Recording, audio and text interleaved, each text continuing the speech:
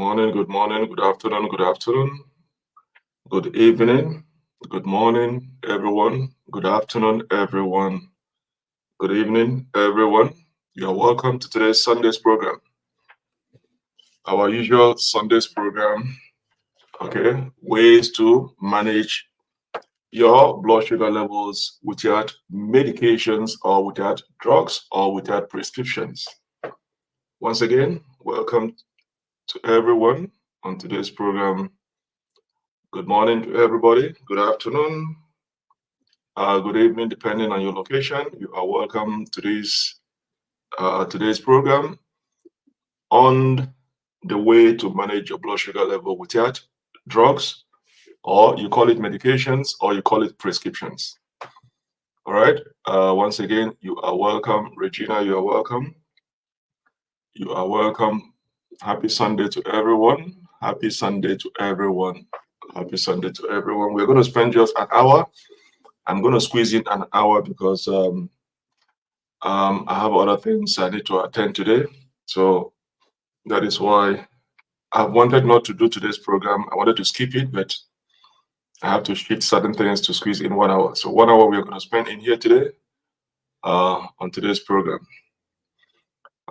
So you're welcome to everyone. Welcome to today's program. Please, you guys should try as much as you can to watch the videos. Also share the videos to your friends. Okay, the more you guys have to share, don't just get the information and keep it to yourself. Okay, if you have your friends, okay, that are living with the same illnesses, try to share the programs with them so that we can grow the community. All right. So let's increase the community, invite your friends and share the program for everybody to come in. All right. The more I see you guys watch the program, the more it gives me more strength to engage. But if I see that the engagement, I'm not getting the engagement back from you guys, it makes me to be weak. So please try to make sure you guys watch the videos and also engage. All right. So we're going to be talking about ways to manage your blood glucose levels without medication. I've done this video before. I remember I've done it before about how to manage or control your blood sugar levels without medications. So, but I'm getting a couple of questions about it. So when I get 5-6 questions on one particular issue, I try to revisit the topic again and do it. So instead of me answering the same question individually to everybody, I rather do a video again so that everybody can understand. So that is why I'm doing this video again, because I've done it in the past. But when questions keep coming in and I look at 5-6 questions, I wouldn't have that time to be responding individually. So I try to do a general video to answer everybody at the same time. Okay. Yeah, Grace, you're welcome. You are welcome, Grace. All right, Grace, you're welcome. Regina, you are welcome. Regina, how's your arm doing? How's your arm? How is your arm doing?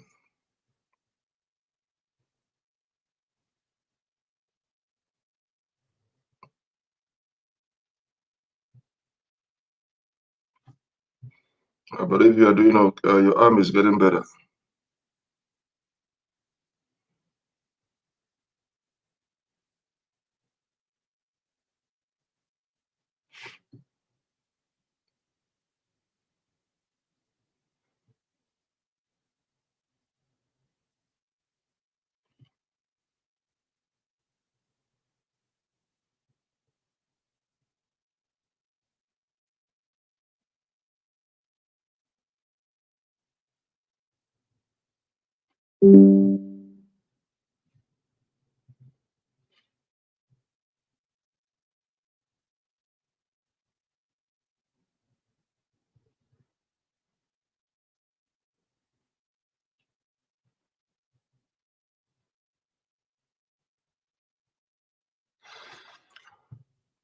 Okay. I'm going to answer those questions when I'm done.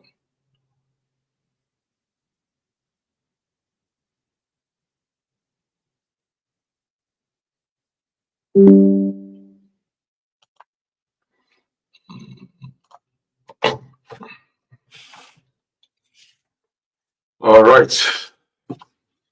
So are we ready for today's program? Are we ready for today's program? Let's see what we can do. Why am I sweating this morning? Why am I sweating this morning? It's not supposed to be hot. Why am I sweating? All right. Okay, good, good, good, good, good.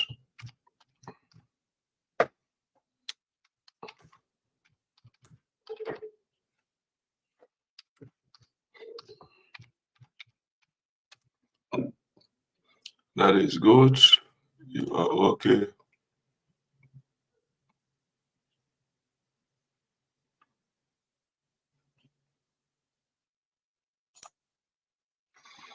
All right.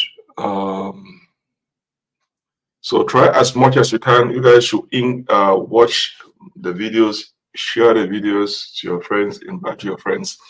As I said, what gives me more strength to spend to always try to engage with you guys. If I see the response from you guys, if I see that you guys are engaging, then that gives me to share my time with my practice to engage with you guys online. But when I see that you guys are not engaging or you guys are not watching most of the videos, it doesn't give me more strength. Okay, so try as much as you guys to watch the videos and also engage. All right, so now those that are sending me questions now that I'm live, you guys have to join the program.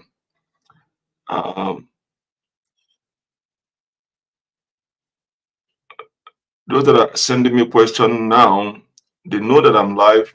Why don't you come on live video and ask your questions as soon as I get live? So I'm not going to answer your question now.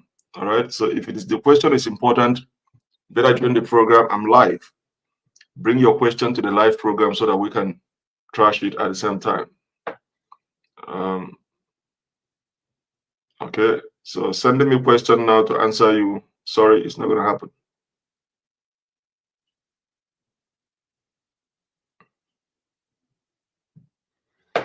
All right.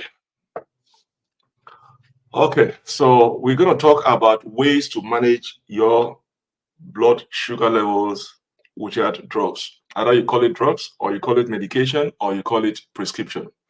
They're all the same thing. The most important thing is that how do I manage my blood sugar levels, or how do you control your blood sugar levels without medications? And I've said it in the past, there are millions and thousands and millions of people who are living with diabetes, and they are not on medication of any kind. Okay, and yet they are living a normal life and then controlling their sugar level, all right, without medications. It is possible. It is not impossible. It is possible. It is an option. Once you are diagnosed with diabetes, the first time doctors are going to ask you that question: do you want to handle it by yourself without medication, or do you want to be on medication? So they give you those options to choose, all right? Or they will say, okay, you can say, okay, I want to do both. I want to be on medication and I want to be engaging and controlling it through dieting and other things. So it is possible. It is possible. All right. It is possible to live a normal life, control your sugar level without medication. So these are the things we are going to look at now. So healthy lifestyle practice could benefit people with type 2 diabetes and type 1 diabetes. If you live a healthy life, if you continue to practice healthy lifestyle practice, it's going to benefit you if you are living with type 2 diabetes or risk the factors of or the risk factors for the conditions. So if you are practicing a healthy lifestyle, you can control your sugar level and also avoid the risk factors of those conditions. We are talking about the complications of diabetes. Diabetes is one word. Then there are different branches from diabetes. So diabetes is just one word, but there are different branches from diabetics, those are the risk factors of those conditions. Those are the complications. If you don't get control of that diabetics, that giant name diabetes, if you don't start controlling the sugar level at that particular time, then those branches that branch off through diabetics are the risk factors of those conditions. The complications is what you're going to get after. All right. Diabetes itself is not the issue that worries you. Diabetes is just the name of that condition, but it is not the thing that causes you those problems or that risk you to death or that risk you to amputation. Diabetes is just the big name that covers all the branches that comes off it. There are different shoots that are coming up from diabetics. So when they say, oh, somebody died of the complication of diabetics, yes. You see the word, somebody died due to the complications of diabetics. So it is not the diabetes itself, it's the complication of diabetes. That is why diabetes is one word, then there are different shoots, different root coming out of diabetes. There are different branches that are attached to diabetes. So the things that cause you those problems or the things that make you to pass away, to lose your loved one, are those risk factors of those conditions, those complications that emanate from diabetes. So diabetes is not the thing that is not going to kill you. But what is going to kill you or harm you or destroy you is the complications that are coming up from the diabetes itself. So for you to make sure you avoid those complications, those risk factors conditions, is to deal with the diabetes issue so that those branches coming out of diabetes doesn't cause you any harm. So diabetes is not going to just all of a sudden kill you right from day one. That's why I say diabetes is not going to kill you. What is going to kill you is the risk factors conditions, the complications are the things that harm you. But so when they say, oh, okay, you are sick, okay, he or she is diabetic. Diabetic is just one word. But what are those conditions that are affecting you badly? For instance, if you get blind if you lose your eyesight, okay, they'll say you lose your eyesight due to the complications of diabetics, because it is because of the complication that is attached to diabetes. That is why you lost your eyesight. It's not that you get diabetics today, all of a sudden you become blind. No, it's not possible. It is when you don't handle those diabetic issues, that is when you start getting those those branches that are coming out of diabetes that is going to make you to get those risk factors. So those complications are the things you have to be scared of, not the diabetes itself. If you get control of your diabetic issue, you're not going to be concerned about the risk factors of those conditions. All right.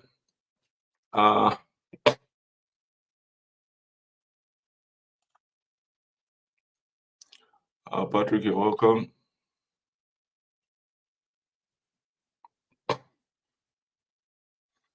Bridget, you're gonna hang on. You just keep watching the program, okay? Just keep watching we're just starting the program now, so keep watching.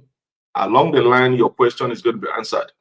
That is what your question is. The topic what we are discussing: ways to manage your blood sugar level without drugs. So your question is the title of the video. How can you manage your blood sugar without drugs? So just be patient. Keep watching the program. Your question, by the time we finish this program, your question is going to be answered. Okay, how to manage your blood sugar level without drugs. Okay, so just be patient. I'm going to answer your question. Just keep watching the program. Okay, along the line, your questions is going to be answered. Bridget is asking, so one can stop taking medications once they start controlling their sugar levels. Okay, so that is the question she asks. So just be patient. Along the line, your question is going to be answered in the discussion we are going to be having this morning or this afternoon or this evening, depending where you are watching from. All right. So just be patient. Keep watching. We're going to answer your questions in the program. Beatrice, you're welcome, and Brian, you're welcome. All right, so just be patient. Your question is going to be answered. So, as I was trying to give you guys an intro, okay, there are millions and thousands of people living with diabetes. They have never tested one medication in their life, and yet they are living a normal life and controlling their sugar level. Okay, now, how do we do that? That is the question Bridget asks. How can you manage your sugar level as a diabetic without even being on medication. It is possible. It is not impossible. It is possible. It is doable. The question, it has to come with discipline. It has to come with discipline from you. If you are not disciplined, then you cannot handle it. The discipline has to come from you. The commitment has to come from you and your entire family for you to control your diabetics without even being on medication and still live a normal life. So there should be discipline from you. There should be commitment from you for you to achieve it. Is it doable? Yes. Is it achievable? Yes. It is not impossible. It is possible, because there are people doing it up to this present time. We're discussing this issue today. Nalu, you're welcome. All right. So,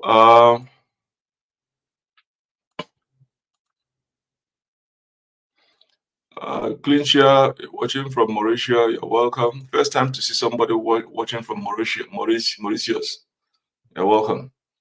So now, how do somebody with diabetes manage their sugar level without being on medication right from day one?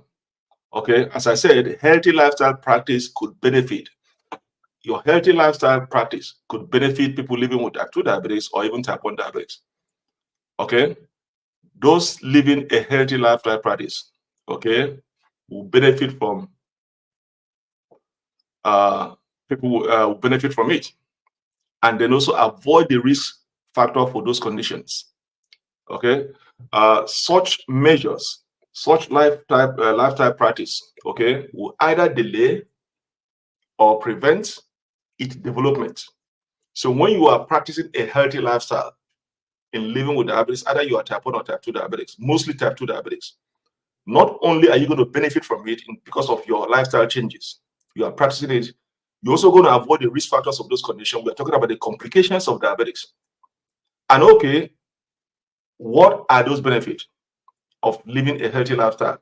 Consistently practicing a healthy lifestyle is either you delay the start or the progression of your diabetic situation, or you prevent its development. These are the two benefits. For instance, if you are lucky, one of your tests and they say, oh, you are pre-diabetics, you're borderline diabetics, you are lucky to catch it when it's on a borderline diabetics. Doctor is going to sit you down, counsel you, and tell the things to do to avoid it progressing to full type 2 diabetics. When it is borderline or pre-diabetics, you can still prevent it from being a full-time type 2 diabetics. That is when you have to do a healthy lifestyle changes. You're going to make a decision. Do I need this disease in my life, or do I need to curtail it and put a full stop for it now? And living a healthy lifestyle practice is you have to sacrifice those things that put you into that situation. There is something that leads you to be in a borderline or pre-diabetics. And those things are the things you have to do away, sacrifice them in order to gain the benefit of living healthy without being a diabetic. So you're going to sacrifice a lot of things. And the benefit is that you will either delay the progression of that diabetes, or when we say delay, it's either you stop it from even starting, or even since it's already starting and you are able to catch it in time when it's on pre-diabetes on a borderline, you can delay the progression into full type 2 diabetes, or you can entirely prevent it from even occurring. That is how you are going to live a healthy lifestyle practice. Okay, so these are the two benefits. It's either you delay or you prevent it due to your healthy lifestyle practice, as well as treat or potentially put into remission. And as I said, I use the word into remission. People ask me, what do you mean by can we reverse diabetes? You can reverse diabetes. It is possible. Reverse is remission. But one thing you have to understand is that when you put your diabetes in reversal or in remission, it is not yet cured. You are still diabetic. The only thing is that you've succeeded in putting your diabetic situation into remission. It means you've controlled it very well that you don't even need to be on medication. But that does not mean it has been cured. You are still a diabetic patient. The only thing you've succeeded in doing is to put it into remission or reverse its trend back to the beginning point. That means you are delaying it or you are preventing it totally. But that does not mean it has been cured. It has not yet been cured. You are still a diabetic. You still have to keep living those healthy lifestyle changes, because you might be carried away and then it comes back again. Remember, diabetic symptoms are asymptomatic. When we say asymptomatic, it means most of the symptoms are silent and not noticeable. You might be diabetic for 6 months, a year, without even knowing that you're diabetic.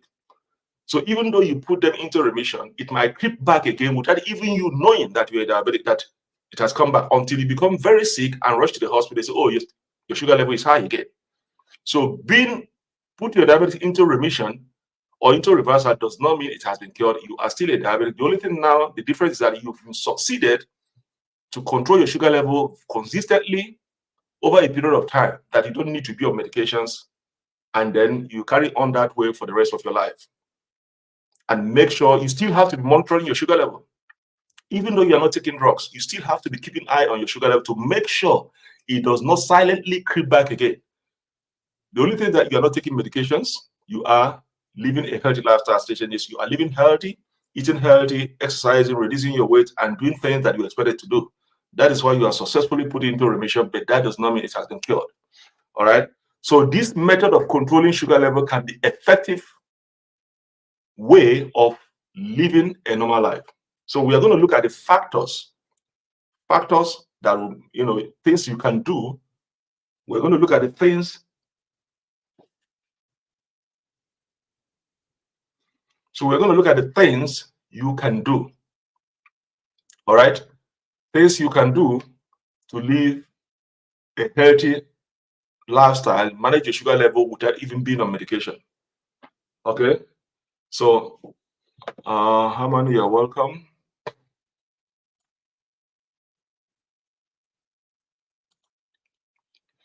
So if you guys have a pen and paper, you can write it down. We're going to discuss it. If you guys have a pen and paper, so I'll just mention so that you guys know what to do. All right, how to manage your sugar level without being on medication. All right, for anybody that wants to come in on, anybody that wants to join the program live and ask your question, I'll put a link.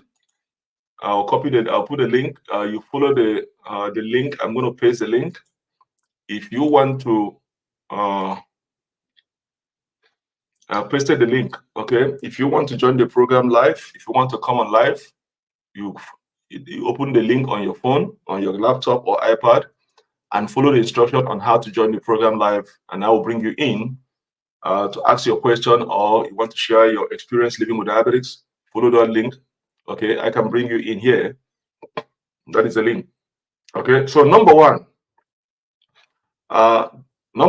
thing, okay, we are talking about how to manage your blood sugar levels without drugs, and everything revolves around your lifestyles.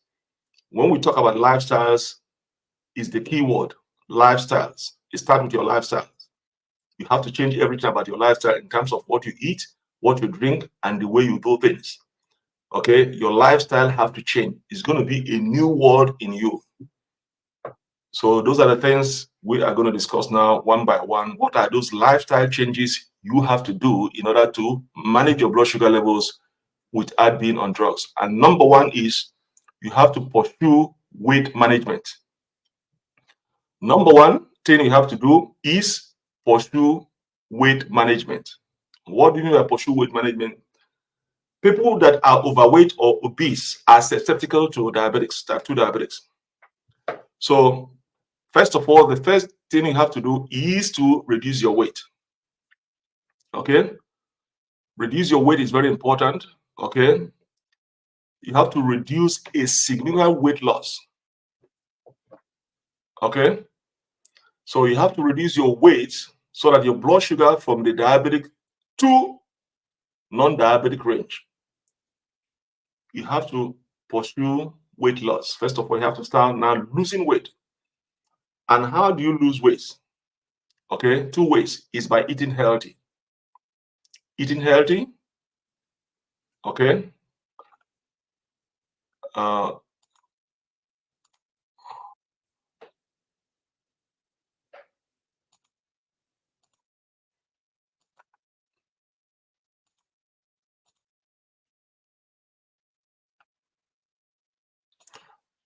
How are you, Makala?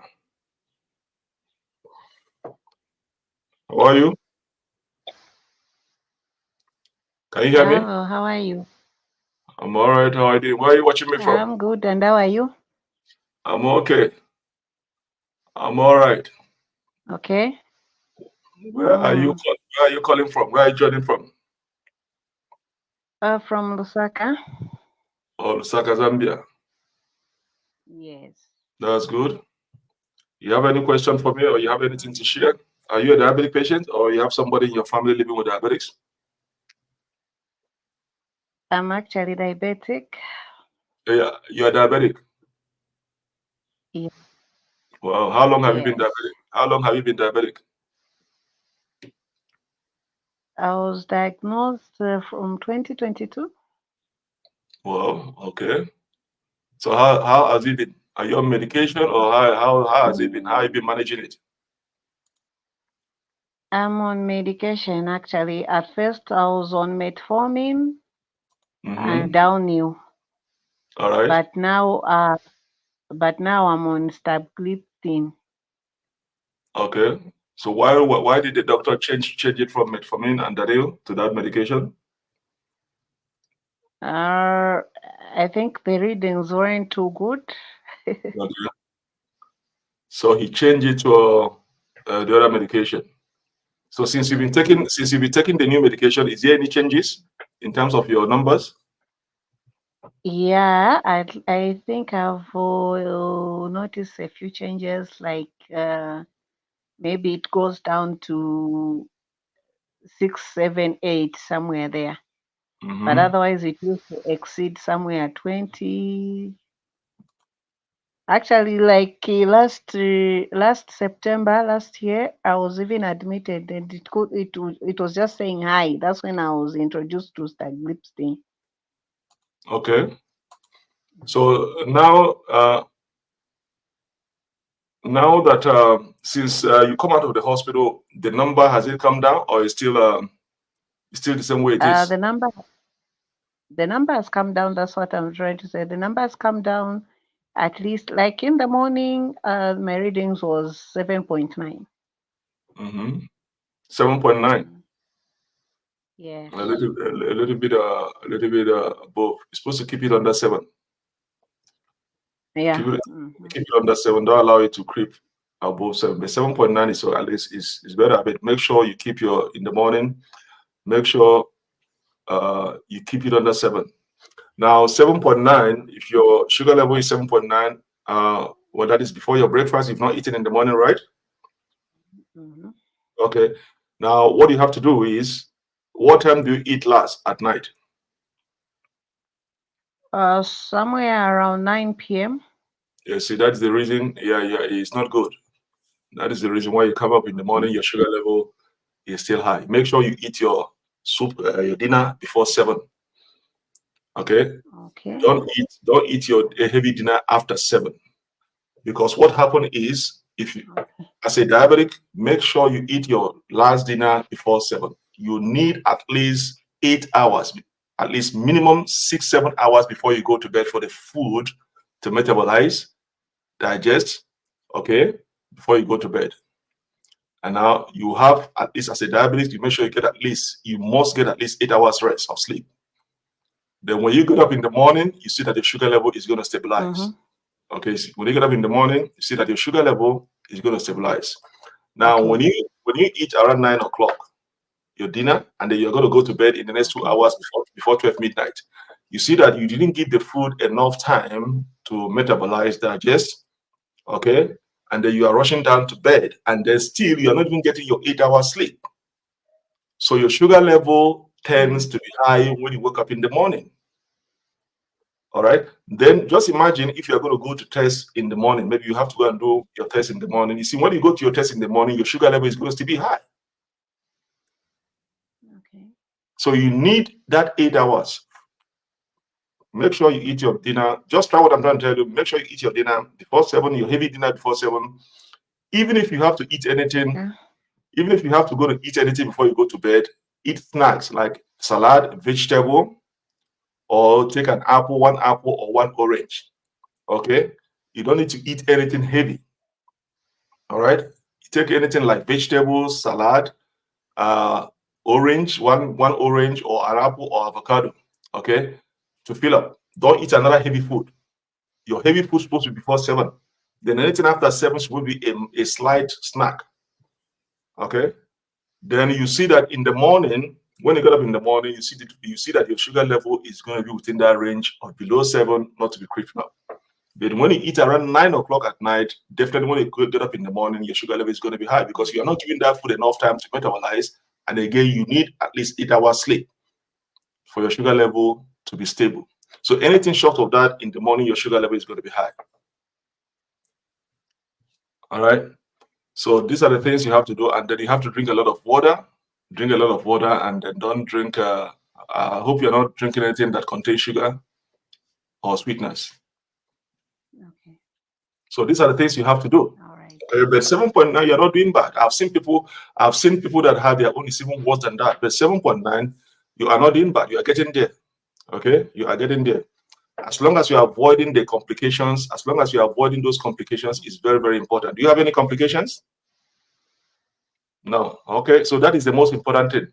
As long as you're avoiding those complications that is going to give you headache, is the most important thing. All right, but 7.9, you are yeah, it's just a little bit of one, but at least you are better than the numbers that I've seen. Okay, so keep doing what you are No, doing. not at all. Not at all.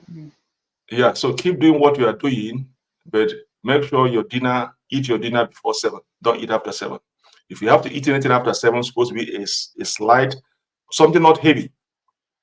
Okay, something like a vegetable soup or salad. Just prepare salad for yourself, but not heavy. Yeah, we're having a connection issue. Good morning, Dennis. You're welcome. Beatrice, you're welcome. Yeah, we're having a connection issue. All right. So, it's nice chatting with you from Lusaka. All right. Nice chatting with you. Can you revise the medication and continue managing it? So, let's go back to what we are discussing before. All right. I don't know why I'm sweating this one now. Not sweating before. All right. So what we are discussing is that number one thing, okay, I was discussing before we get a video, okay. Now, number one thing you have to do is weight loss, okay. If you want to manage, okay. So we have a disconnection. Yeah. Yeah, so we have a disconnection. Yeah. So as I was saying, you are doing good compared to the numbers I've seen. 7.9 is not bad. You are getting there. It's a gradual process. Okay, you are getting there. If you know what you are doing, keep doing it. The only thing I notice is that you are eating late. Don't eat late. Eat before 7. Anything after All 7, right. anything after 7 should be something like one orange. Just peel an orange, take, or look for cucumber, cucumber or avocado, or you prepare a salad or a sandwich with a brown bread. 2 slices of brown bread. You know how to prepare a sandwich with tuna in it. Those things you can take going to bed, All but right. you cannot take anything heavy after 9. That is why your sugar level, because your food need at least minimum 6 hours to 7 hours to metabolize. So your sugar level is going to stay calm, be okay. Then as a diabetes, you need at least compulsory 8 hours rest for everything to come down. So that's why in the morning, when you get up in the morning, test your sugar level, you feel okay. All right. So you have to keep doing what you are doing. And then as you are in a good hand, since the doctor you are using again, you are in a good hand. At least he or she knows what he's doing by changing your medications and giving you something that is better. All right. And then you also exercise.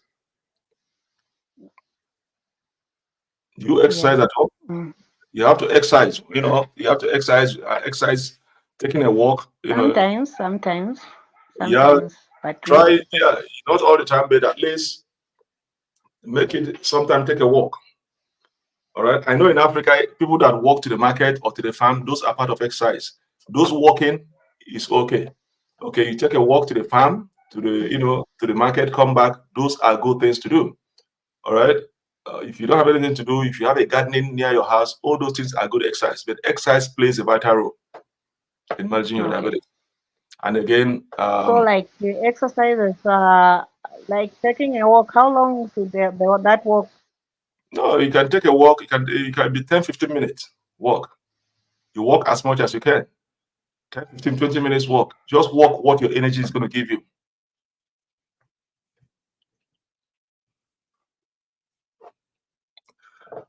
We are having a connection issue here. All right. So, okay, when the connection comes back, we'll continue. So I was saying, the way you can manage your sugar level without being on medication is one, you have to pursue a weight loss. Okay. Number one, okay, this is number one thing you have to do. This is number one, okay? Pursue weight management. Okay, if you want to manage your sugar level without being on drug, is pursue weight management. What do I mean by weight management is you have to reduce your weight. You have to reduce your weight significantly. If you're obese or overweight, you must reduce your weight. It's number one thing you have to do. Start reducing your weight. Okay, so when you reduce your weight, your number is going to come out from blood sugar from diabetic to non-diabetic range. Reducing your weight as a diabetic is very important thing to do. Do not be overweight. Diabetic like people who are overweight. If you're overweight, diabetic enjoy being with you as a friend. Okay, so number one thing you have to do is pursue weight management is to reduce your weight significantly. Okay, and once you're reducing your weight, you're going to see the difference in the number of your blood sugar levels when you check it. So number one thing you have to do is reduce your weight. Okay, now two ways you can reduce your weight is by eating a healthy diet. It must be healthy. Stop patronizing all those fast food joints that cook their food with saturated or trans fat oils. You must eat healthy. And as I said, as a diabetic, you must 80% of your food must be cooked by you. If you're a diabetic, 80% of the food you eat must be cooked by you. 20% is the one you're going to take a chance outside. So you must eat healthy. All right. And not only eating healthy, it must be balanced diet. Okay, Maps, you're welcome. It must be a balanced diet. Eating healthy, balanced diet, and then engaging in regular exercise. These are the key of pursuing weight management in reducing your weight. Now, the things you have to also to worry is that again, to reduce your weight significantly, you have to be wary of calories. You have to be wary of calories. As I said, we've said it before in terms of sweetness. Okay, all these added flavors, added sweetness, all those things contains calories. So if you are going to fight to reduce your weight, you have to make sure you do not eat a lot of food that contains calorie. You have to reduce your calorie intake, because even if you are avoiding taking sugar and you are consuming things that contains high in calories, you are still going to find it very difficult to reduce your weight, because the more calorie you consume, the more weight you gain. So you also have to be wary in counting your calories to make sure you eat fewer calories. Okay, even though you are not abstaining from taking things that contain sugar, also be wary of calories. You are now going to be counting your calories to make sure you don't consume too much calories. All right, you don't consume too much calories. So this is what you have to reduce your weight. You're going to be wary of your calories. You're going to eat healthy and then a balanced diet. Okay.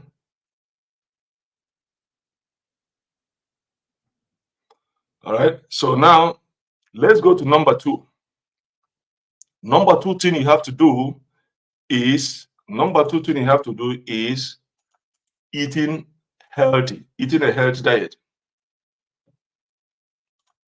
Number two is eating a healthy diet. Okay. Let's see. Bridget says so. Type 2 diabetic is the diabetic which we get from food, and type 1 is the one which was born with. Please make me understand simple way. Okay. Bridget is asking me a question. He said she wants to know the difference between type 1 and type 2 diabetics. Bridget wants to know what is the difference between type 1 and type 2 diabetics. Now, type 1 diabetics is an autoimmune disease. Type 1 diabetics is an autoimmune disease. This is your because it's different from what we're discussing now. Type 1 diabetics is an autoimmune disease, and type 2 diabetics is a metabolic disease. All right. Now, type 1, okay, is sometimes we call it juvenile disease, juvenile diabetics, because it's mostly found in children. 80% of type 1 diabetics are found in children. That's why they call it juvenile diabetics, because even a newborn baby can have type 1 diabetics. A 6-month baby can have type 1 diabetics. That is why we call it juvenile diabetes, or we call it autoimmune diabetics. Okay, and again, we have about 20% is found in adult. All right, it's genetic. Type 1 diabetes is genetic also, like what you're asking me. Okay, because this is something you inherit from your family. Maybe there is something that is in the family gene. So you inherit it from your family.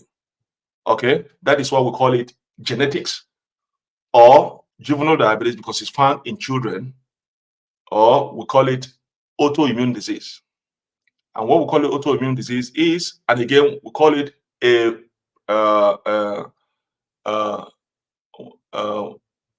there's something we call production. We call it production diabetics. And I'm going to tell you why sometimes it's called production and function. Type 1 has to do with production. Type 2 have to do with function. Okay, so there are different names you have to classify type 1 and type 2 diabetes. So type 1 diabetes is the one that is genetics, is something that you inherit, is in the family history, something that you inherit from your family from generation to generation. Okay, it's an autoimmune, it's a production diabetics, and I'm going to explain why it's production diabetics. Okay, and it's an autoimmune diabetics. Okay, now type 2 diabetics is metabolic diabetics. You get type 2 diabetes due to your lifestyle changes and environmental factors. Type 2 diabetes is mainly found in adult. Okay, we call it metabolic diabetics. You find it in adult, and it's a function diabetics. Okay, and then environmental factors can also play a role why you get type 2 diabetes. And then your lifestyle also play a role why you get type 2 diabetes. In type 1 diabetes, it has nothing to do with your lifestyle. It's type 2 diabetes that have something to do with your lifestyles. So why do I say type 1 is production and type 2 is function? Now, type 1, when you have type 1 diabetes, okay, it means your pancreas is not producing enough insulin that your body needs to regulate the amount of sugar level in your bloodstream. That is why we call it production diabetics. So when your doctor says you're having an issue of insulin production, your pancreas is not producing enough insulin, he is referring you as type 1 diabetics. Then when your doctor says, it's like your pancreas is not functioning properly, he's indirectly telling you have type 2 diabetes. Now, when your insulin is not producing enough insulin to regulate the amount of sugar level in your bloodstreams, it's called type 1 diabetics. Now, type 2 diabetics is when your body is producing more than enough insulin that your body needed, but your body doesn't know how to use it correctly to regulate the amount of sugar in your bloodstream. So the function, that's what type 2 diabetes call it, the function is not functioning properly. Despite your body is producing more than enough insulin, but it doesn't know how to use it correctly to regulate the amount of sugar in your bloodstream. So that's why we call it production versus function. So no, type 1 diabetes is juvenile genetics, something you inherit from your family. Type 2 diabetes is your lifestyle, environmental factors that make you to, and it's a metabolic disease. Both of them are chronic. That is why you have type 2 and type 1 diabetes. Type 2 diabetes tends to happen in adult. Okay, you only see type 2 diabetes in adult. Type 1 is mostly in juvenile, in children. So 20% of it is in adult because they are genetics. Environmental factors can also play a role. Okay, so that is why these are the two different things between type 1 and type 2 diabetes. Bridget, I believe I've answered that question because I deviated from what we are talking about now. I want to make sure I keep an eye. So I believe I've answered your question, Bridget. Now,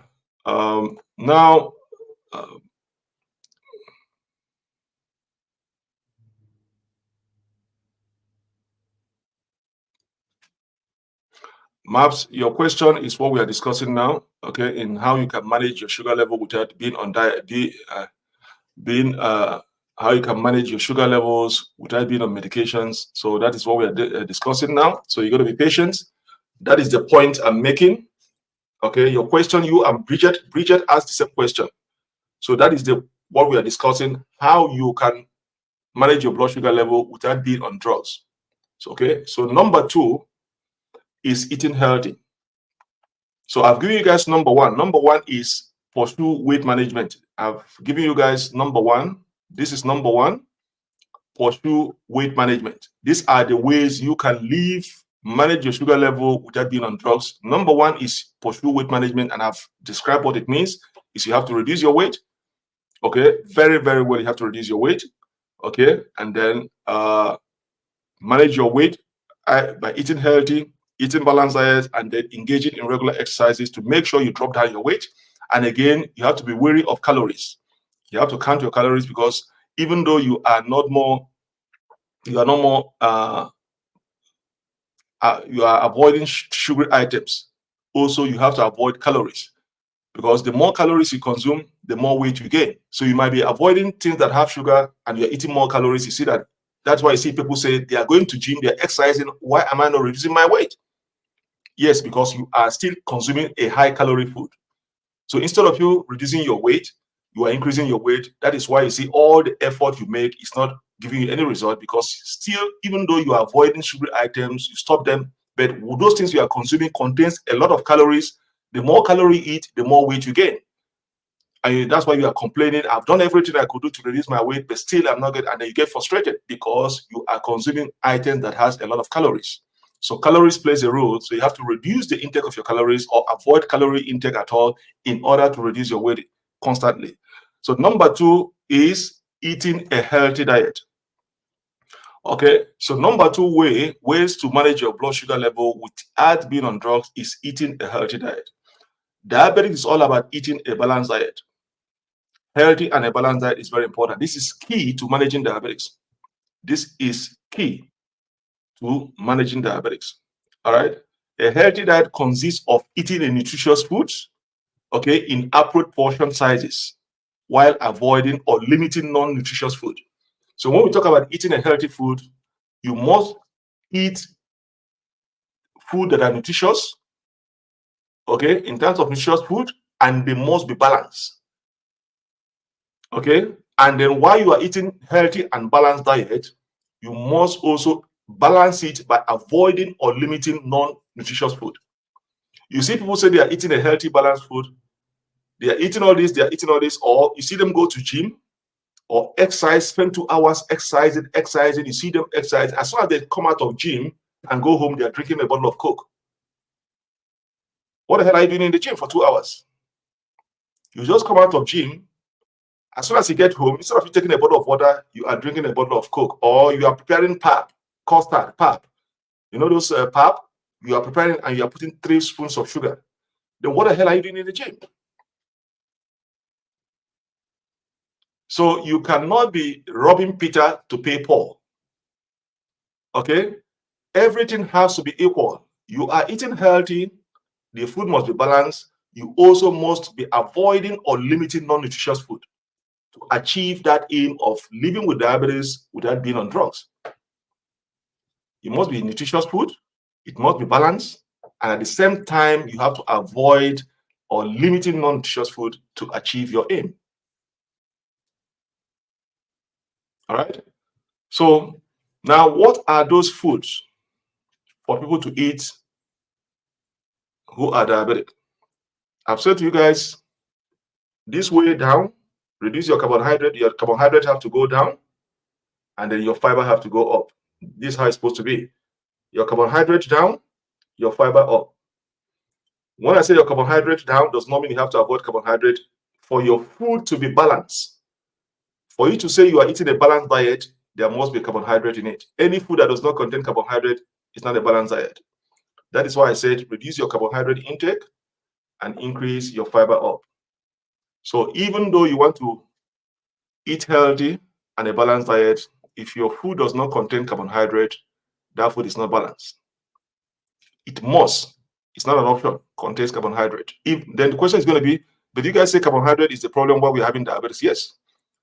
Carbohydrate is that energy that you need to have an intimacy with your husband or with your boyfriend. If you don't have that carbohydrate, you won't be able to have that energy to have that intimacy with him or her.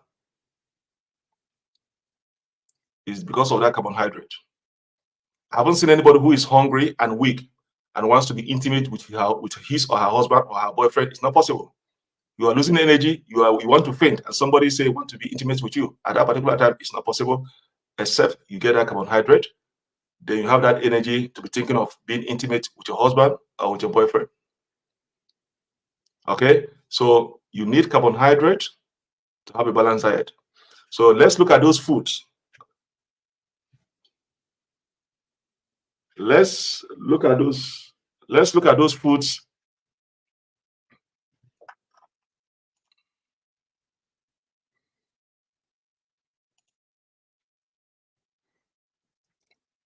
Jonah, okay, you are traveling. You are in Douala.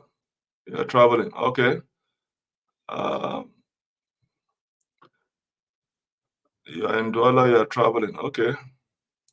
I need something from the journal. I need something from what do you call it? Duty free.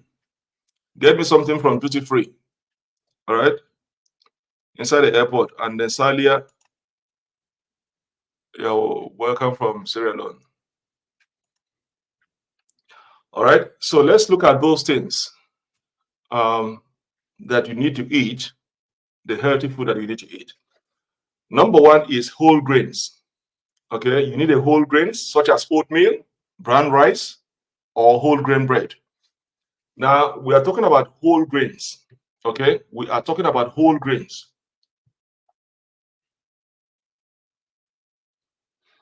We are talking about whole grains.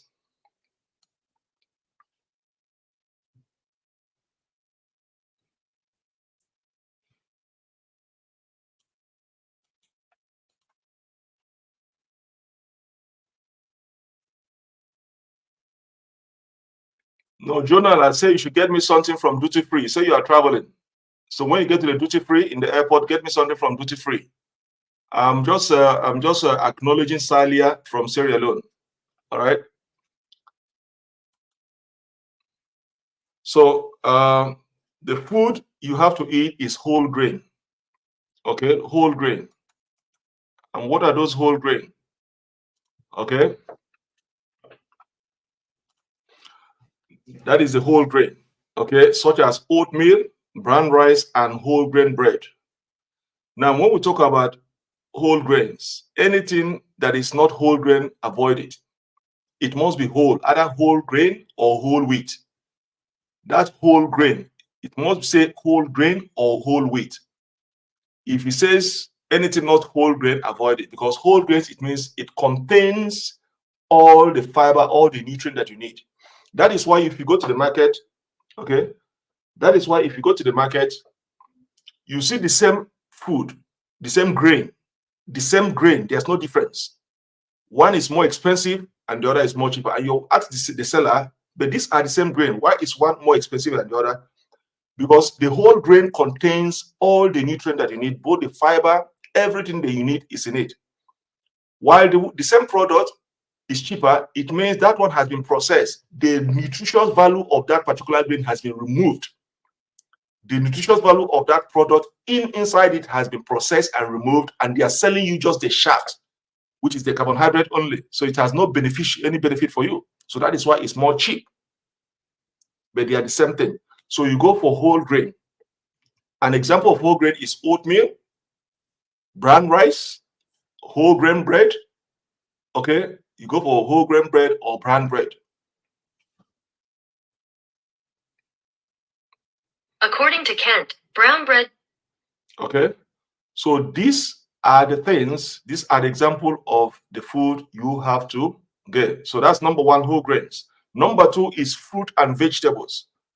Your food must contain a lot of fruit and vegetables. In fact, you have to be eating a lot of fruit and vegetables in this particular area, most 80% of food must be fruit and vegetables. 80% of all the food you are going to be eating is fruit and vegetables because they are super rich in fiber and less in carbohydrate. Because your aim is to get more fiber and less carbohydrate. So 80% of most of the food you're going to eat is going to be fruit and vegetables. Okay. Then the next one is non-fried fish. Okay. Non-fried fish. Let me see this one.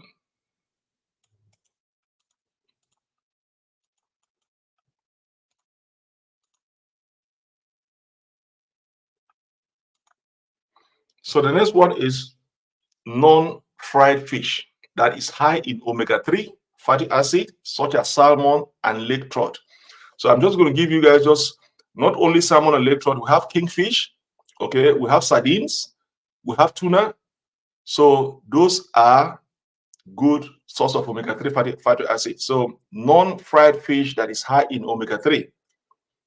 Okay, you see the word, it must be non-fried fish. Because a lot of people that fry their fish, because of the oil in there, most of the oil has trans fat or saturated fat, except you're using a vegetable oil, but specifically it is noted non-fried fish, okay, that is high in omega-3 fatty acids such as salmon, lake trout. We have kingfish, we have tuna, we have sardines, so there are different kinds of fish. They all give you that omega-3 fatty acids. All right, so that is it. Now let's go to the next one is lean meat. Lean meat. Okay, lean meat.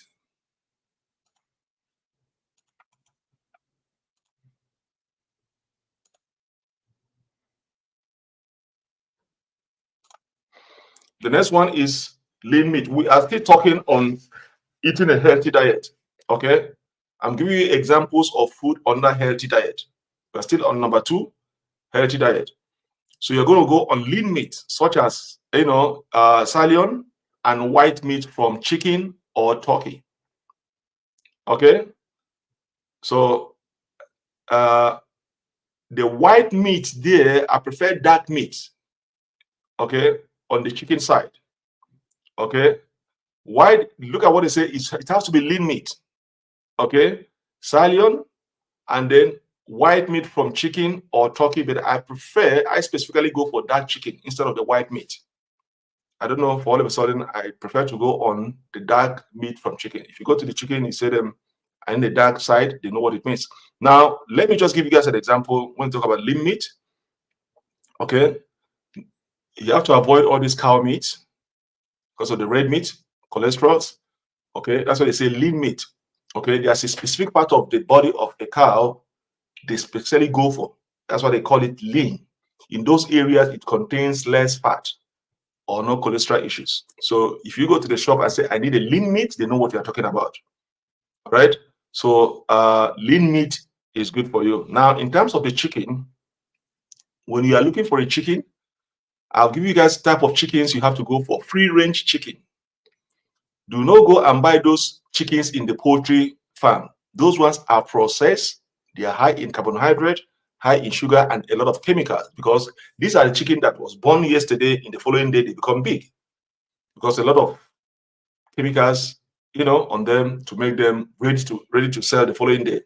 So go for free range. Those free range chicken are the ones in your father compound. Those ones in your father compound, you go see them roaming around in your father's compound. Those are free range. They are natural. There's no chemical. Those ones are the type of chicken you have to go. We call them free range. The same thing applies to the eggs. Do not go and buy poultry eggs in the poultry farm. Go to those eggs lays in your compound, in your father's compound, in your uncle's compound. Those are natural free range eggs. They are two different things. Okay, so go for those type of chicken. All right. So I'm not going to waste time because I have a lot here to cover. Even I want to spend an hour. It's more than an hour here now. It's already an hour. The next one is unsalted nut and seed. Unsalted nut and seeds. Okay. Unsalted nut and seeds.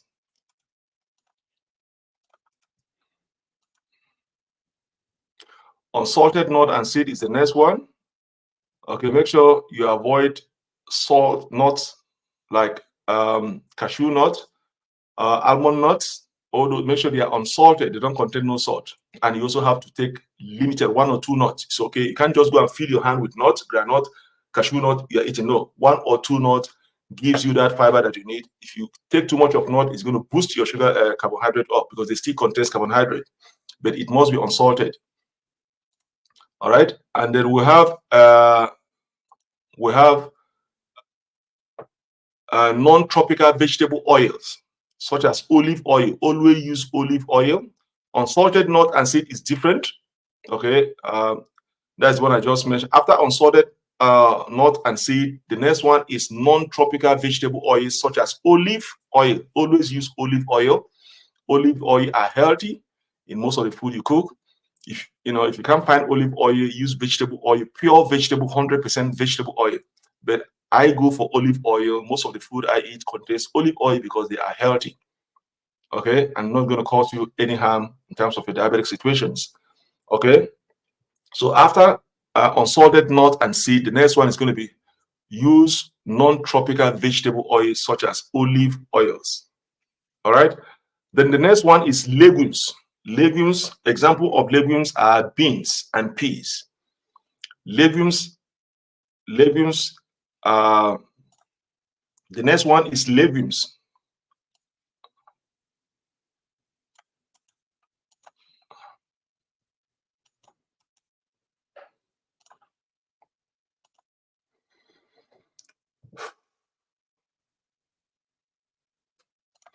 So the next one is legumes, such as beans and peas.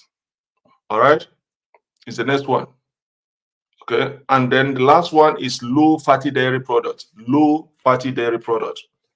Okay, these are the food you have to eat on your healthy and balanced diet. Now, somebody's asking me, what about pear oil? Pear oil contains carbs. Okay, I prefer to go for olive oil, or if I can't find olive oil, I go for vegetable oils, pure 100% vegetable oils. Then, if I cannot see both of them, you can use pear oil. Pear oil is also good, but also use it in limitations. You're going to use it in limitation, not too much. But your first priority in terms of oil is olive. If you can't find olive in your area, go for 100% vegetable oil. If you cannot find both of them, then you can use pear oil, but you have to use it in smaller portion, limited portion. All right. So that is it. So now we are still on number 2, eating healthy diet. I've given you guys the types of food you should be consuming if you want to manage your sugar level without being on drugs. Now, these are the food and people to limit or to stay away from. I told you guys, when you are eating healthy and balanced diet, you must also balance it by limiting and avoiding certain foods for you to achieve your aim.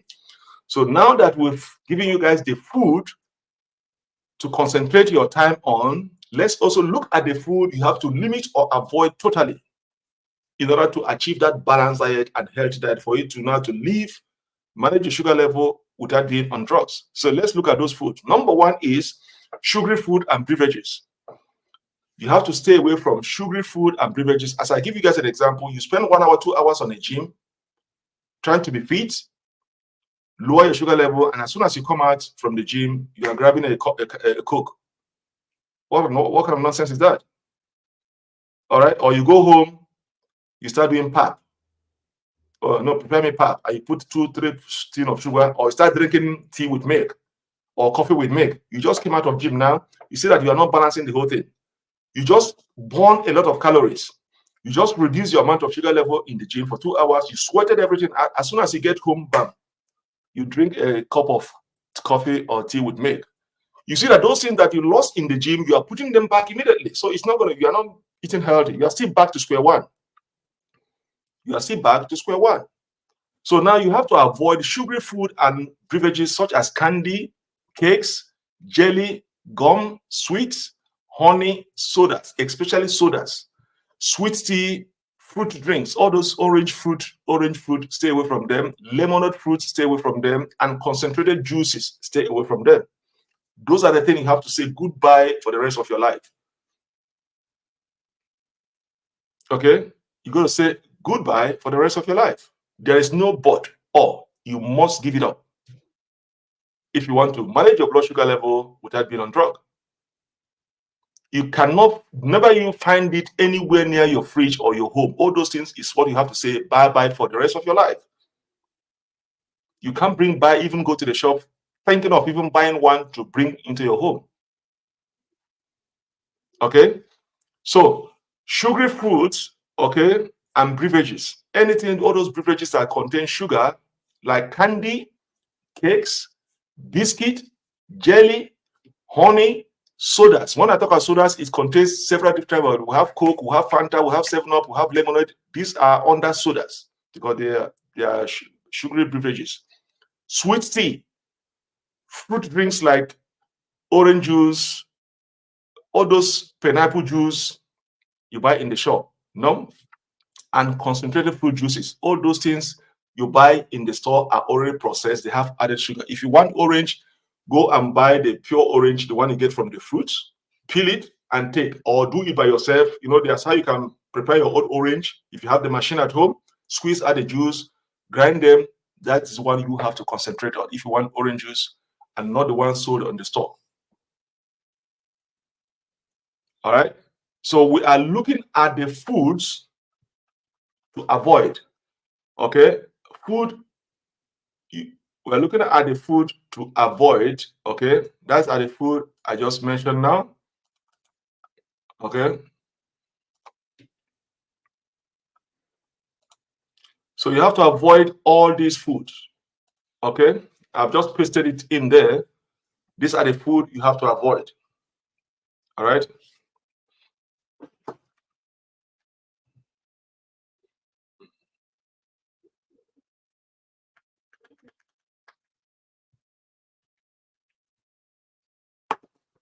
So those are the food you have to, the sugary food and beverages you have to avoid. Now let's look at anybody who wants to come and join the program live can use this link. I'm going to share that link again. You can use this link to call in if you want to discuss with me. You can click on that link, download it on your phone, open the browser, and then follow the instruction on how to join the program. Okay.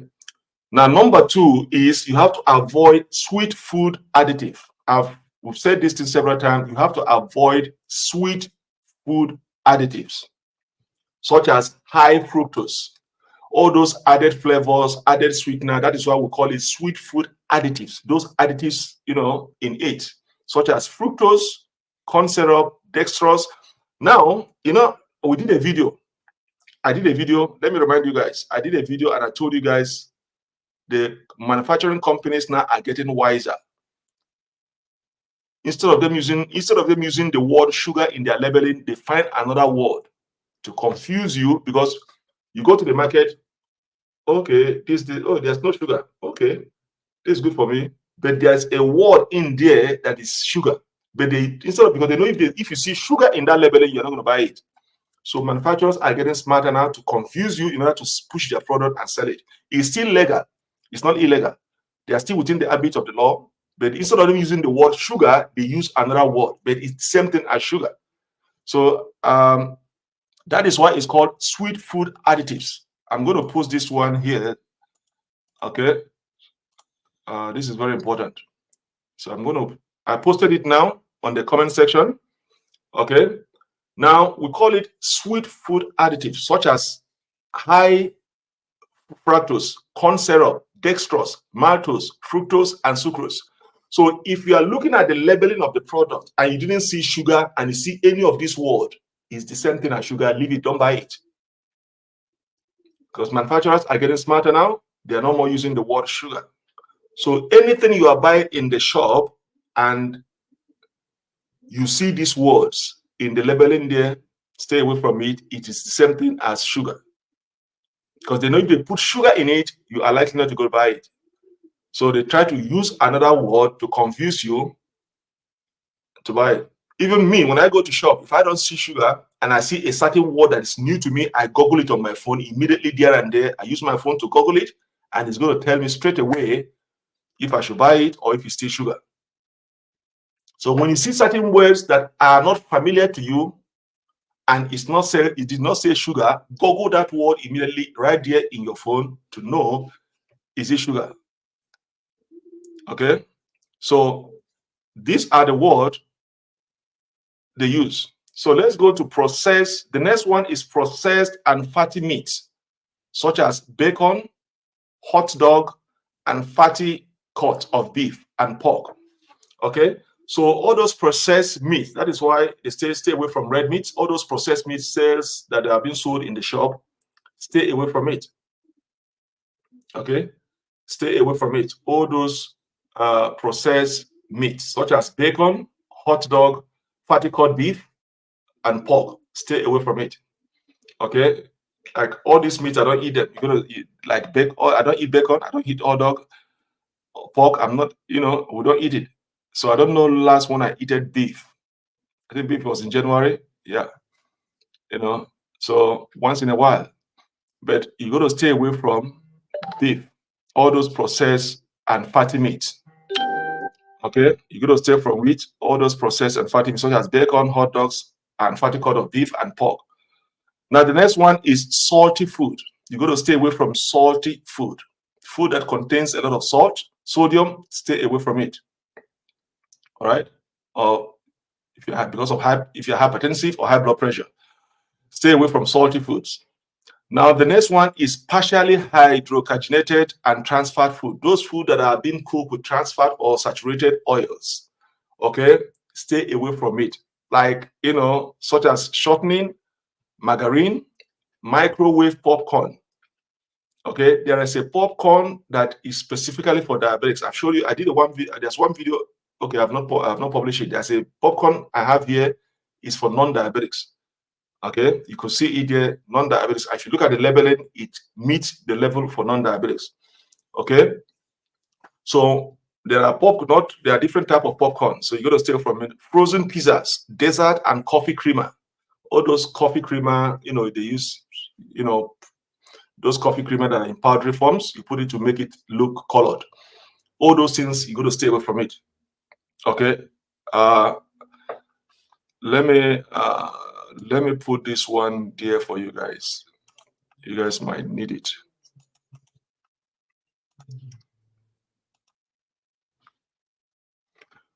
So this is the one here. So partially hydrogenated and transferred foods.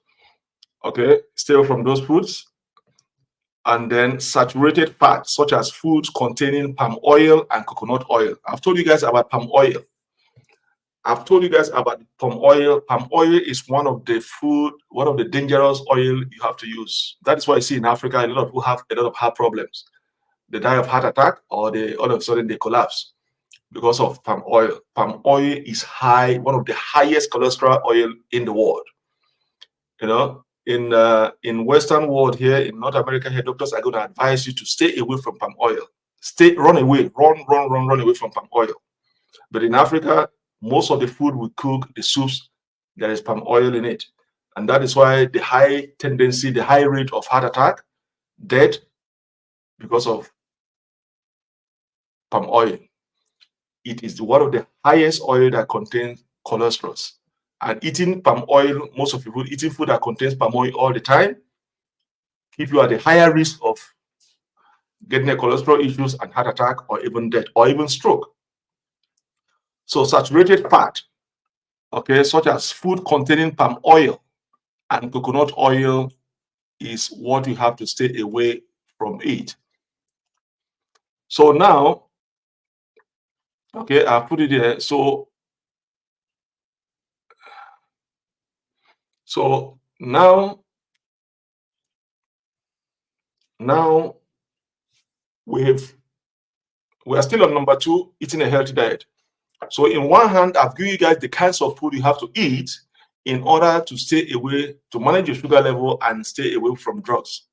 And then at the same time, I give you the food to avoid in order to balance it up. Okay? Now, so let's go to number 3. Number 3 is getting a regular exercise. Number 3 is getting a regular exercise.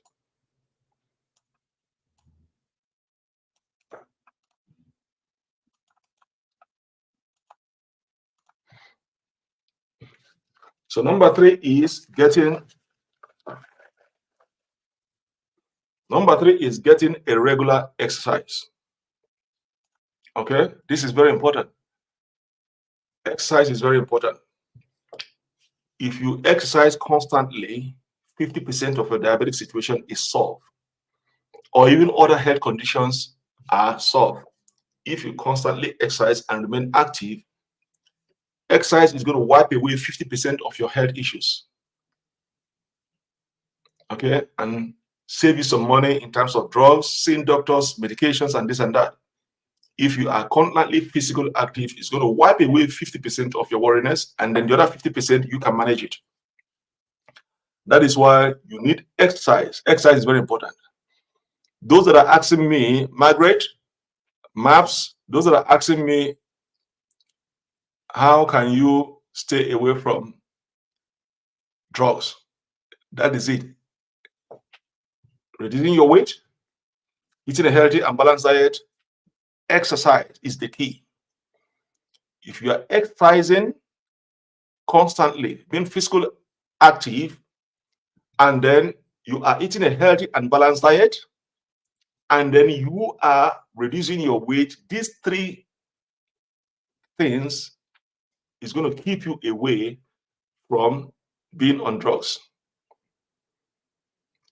Exercising must be constantly. It's not like you exercise today and you don't exercise again for the next 2 weeks or 1 week. It must be constant. You must keep the pace, because it's like taking your medication every day.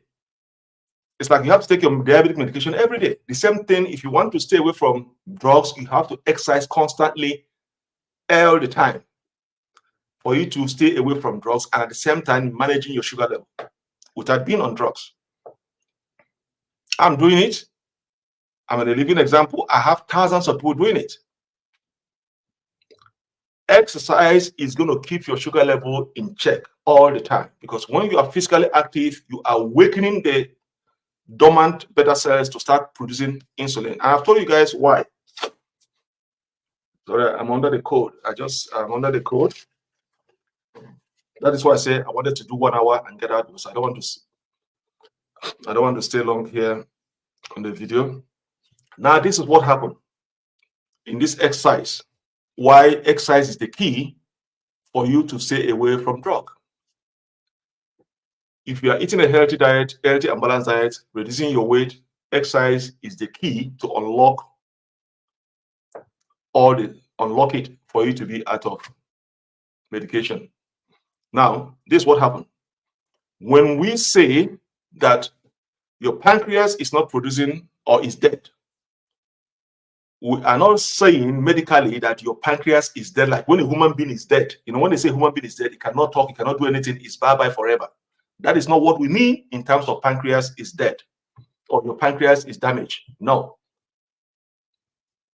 What we are saying medically is that your pancreas is dormant, is misbehaving, is dormant, is lying dormant in your system. Because even though your pancreas is not producing insulin, it's still producing insulin, but it's not enough to regulate your sugar. That is why they give you medication.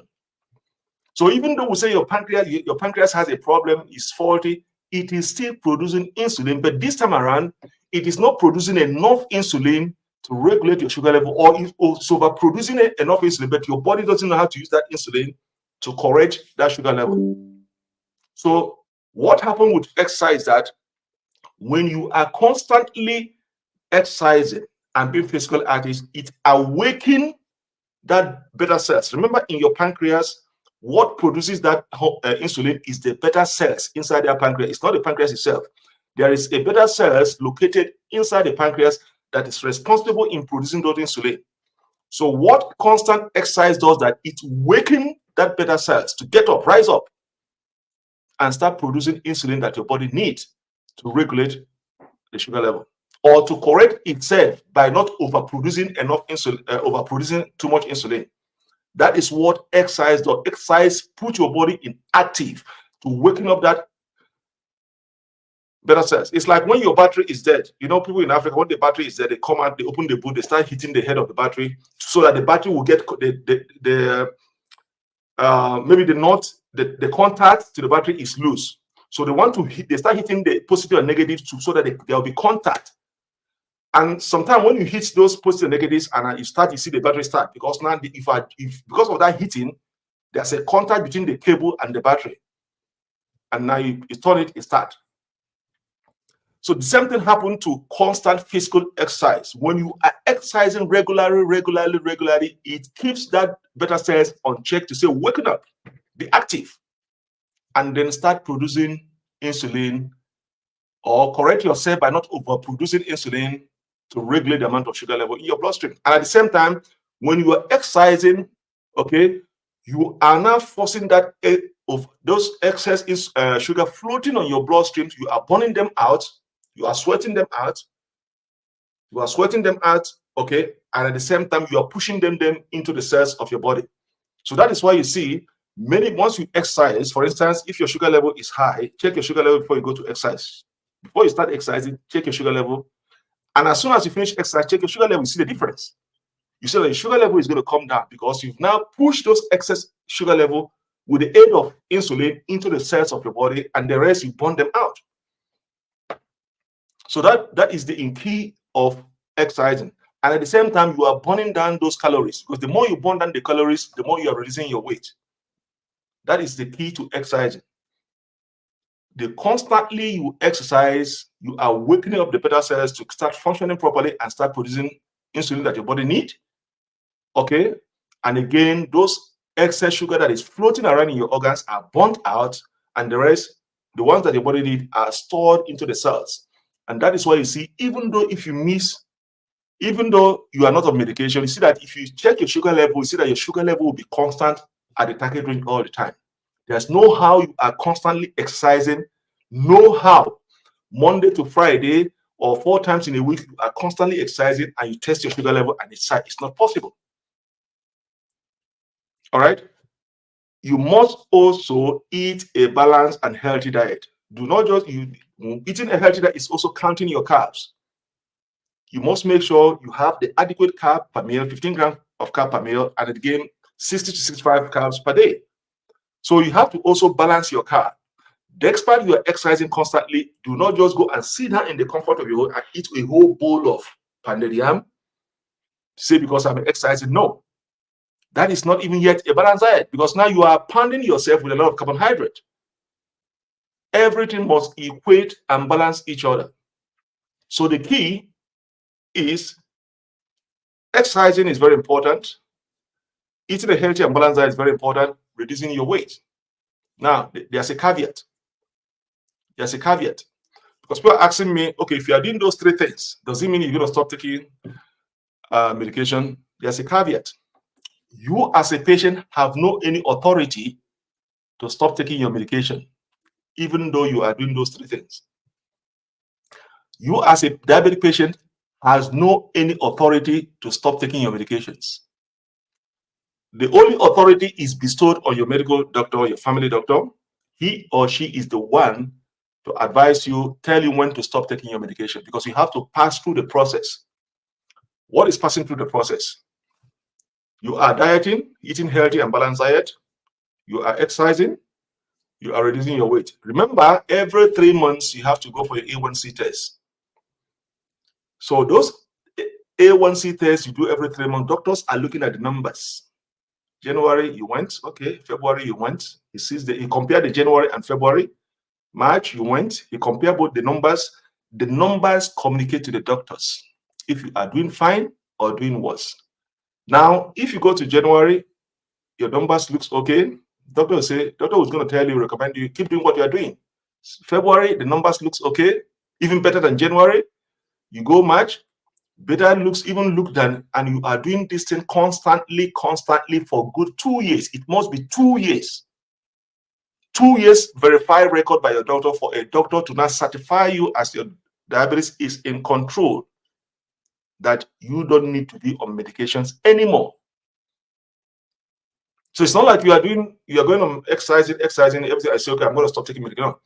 Once you're on medication, the only person who can stop you from taking the medication, you have to go back to the doctor. It's like when they sentence you to prison.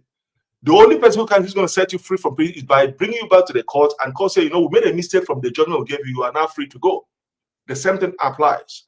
Once you're on medication right from day one, you have to go through that process in order to come out from your doctor. Have to see the convince with the record in presence and say, okay, now your diabetes is under remission. You don't need no medication. Go and continue what you are doing. But on day one, when you're diagnosed as diabetic, on day one, doctors are going to give you two options. Do you want to control your diabetes by your lifestyle changes, diet, medication, diet, exercising, and reducing your weight, or do you want me to give you a medication? You're going to choose one. If you choose to go on diet, exercising, then you have to continue that. And then every 3 months, you have to now be coming for your test. Doctor is going to see if you are making any progress. Then that one, because already you started your treatment right from day one on exercising, balancing, and everything. All you have to be doing now is doctor is going to give you your appointment every 3 months to come back and do a blood work. Let's see your progress. If your diabetes is being under control, managed properly. That's different.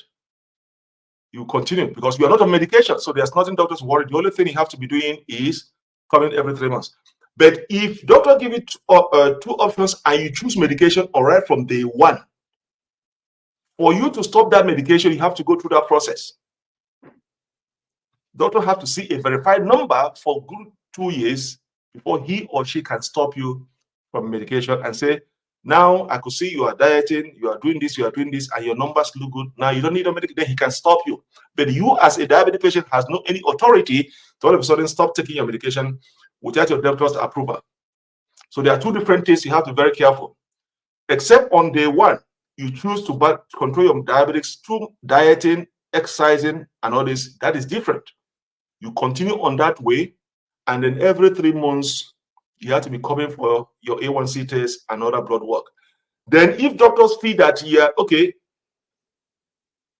that it's getting worse, that you are not controlling your sugar level through exercising, dieting, and reducing your weight, he will now say, no, what you are doing is not helping issue. I'm going to put you back on drugs. Then he can now add drugs, and then you continue what you are doing. So it's true that your A1C test, doctors are going to evaluate. Are you managing your sugar level through exercising by looking at the numbers every 3 months? If he sees that you are doing fine, he will leave you on that exercising and eating healthy diet.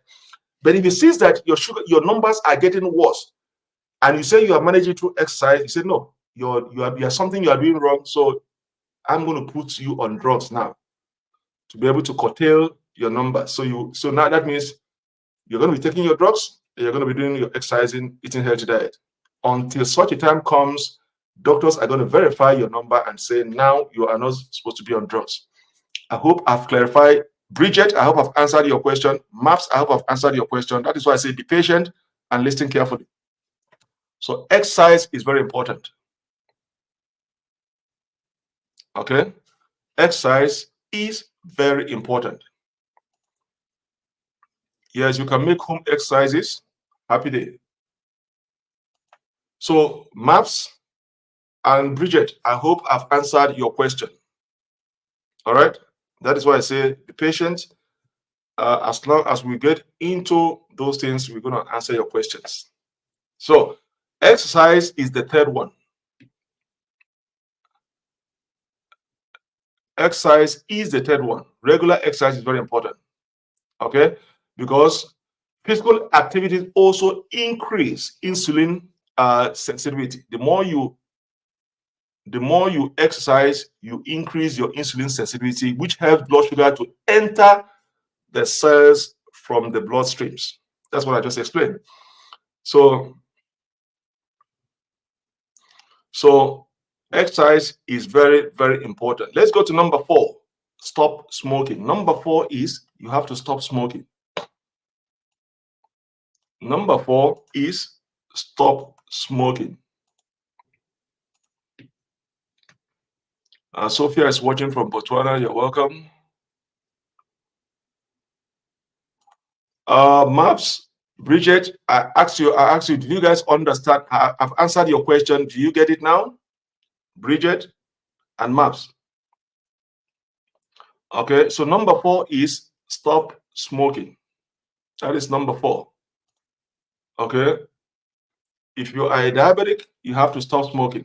Smokers have a 30-40% risk of developing diabetes than non-smokers. Smoking also makes exercise more challenging. Okay, smoking, okay, is very important. If you're a diabetic and want to manage your sugar level without being on drugs, you have to stop smoking. Smoking also raises your blood sugar level temporarily, which poses an additional challenge in maintaining your metabolic blood sugar levels. This increase is likelihood for a person developing complications of diabetes. You're going to stop smoking. That is number 4. We all know what smoking is all about. It's not good. You're going to stop smoking. All right. Ayorinde from Nigeria, you are welcome. Okay. So number 4 is stop smoking. Okay. Number 4 is stop smoking. So I'm not going to dwell too much on that. We all know what smoking is all about. It's not a good habit. So stop smoking. So that is self-explanatory. Now, Salia says, is palm kernel oil healthy? Palm kernel oil is not healthy. Okay. Palm kernel oil is the same thing as palm oil. It is not healthy. It contains cholesterol in it. So palm kernel is the same thing. It is not healthy. So stay away from it. So we all know about stop smoking is number 4. The number 5 is managing stress. Managing stress is number 5. Number 5 is managing stress. Now, after you guys know, in the past, I've done a video on stress. Stress increases your sugar level. That is why diabetics, they say avoid anything that is going to make you be stressful. As a diabetic, stress spike up your sugar level, infection spike up your sugar level. Okay, so that's why they advise you stay away from stress. Because stress is going to complicate issues in terms of managing your sugar level. Okay, so make sure that anything that can stress you up in order not to worsen your numbers, stay away from it. Okay, because stress stimulates the release hormones that interferes with the body blood sugar regulations. Because once you are stressed, there's a hormone that is released. You are full of anxieties, confusion, distress, worriness. That hormone is released, and due to that hormone that interferes with your blood sugar levels. Okay, it also makes each person more likely to engage in a practice that makes it harder to manage blood sugar level because of your worriness, anxieties, you're anxious of things, you are not in a good state of mind. You can do things that you're not supposed to do because you're not rational at that point in time. So overreacting also put that stress in the hormone that is going to spark up your sugar level. So that is why they say a diabetic person should always make sure you avoid stresses. The same way I say avoid infection. Infection also spikes up your sugar level and worsen the management of your sugar diabetes bad. So stress, you must be in a very good state of mind at all times. Anything that is going to stress you up, put you in the state of confusion, anxiety, worriness, overreacting, stay away from it, because at the end of the day, it's going to release that hormone that's going to interfere with your blood sugar levels and then worsen the situation for you. Okay, so one way to reduce stress is involve taking a break. If somebody's trying to stress you up or you're annoyed, just walk away. Go and take a fresh air and come back. Take a 3-step backward, walk away. Don't even get engaged in argument. Relax your mind and just walk away, take a fresh air, and then come back. And then don't even go back to that discussion anymore. Just tend to ignore, because you already know your underlying illnesses. So the best thing is take a break, walk away, take a walk, calm down, and then come back and continue what you are doing without re-engaging again with such a person. This is the best way to manage stress. Be around loved ones. Those that makes you happy, be around them. Those that cares about you, be around them. Okay? You must be around people that cares about you, that makes you happy, make you laughter, put you in a very good state of mind. And isolate yourself from those that angers you and put you in a mood of stress. Okay? So those are the 5 things. Those are the 5 things you have to do if to manage your sugar level very well without being on medications as a diabetic. The first three I gave you is the key to unlock the truth. Reducing your weight, eating healthy and a balanced diet, and then exercising. If you practice those three things, the additional two are there, but the three key is reducing your weight, eating healthy and a balanced diet, and then exercising will unlock that secret over a period of time, and then you get off from medications. All right. Now, do we have any question? Do we have any question?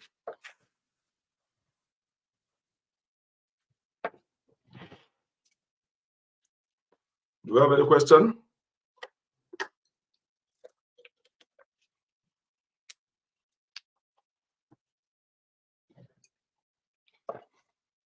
I'm going to see if you guys have any question before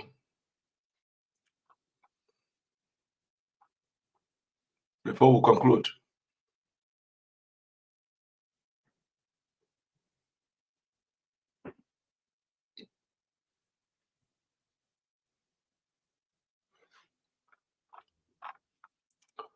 Do you have any question?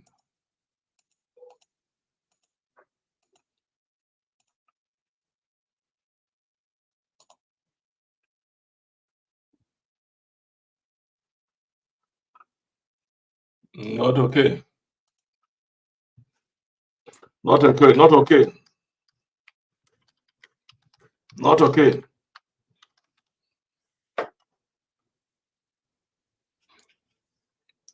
It is not okay. Somebody have asked me that question.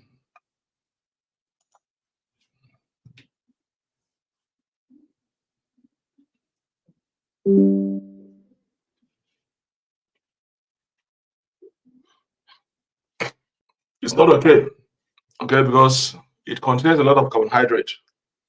It's a carbohydrate-rich food. It is not okay. Somebody have asked me that question, and I said no, burger is not okay. I see people eating it, okay, because of the low GI index. But at the end of the day, it is a food that is rich in carbohydrate. Okay, so even if you're going to eat burger, I always advise eat in a smaller portion. But I also advise stay away from burger because burger contains it's rich in carbohydrate. And then you are running away from carbohydrate. Why do you want to eat food that is rich in carbohydrate?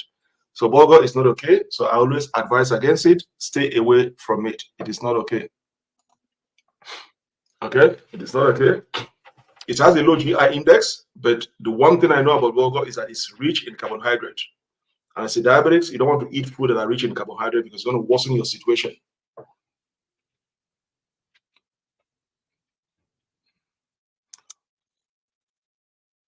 Nega, you are drawing us back.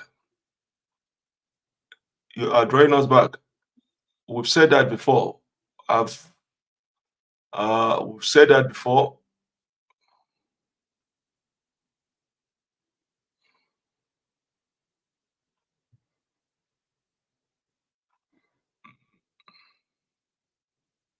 I'm coming.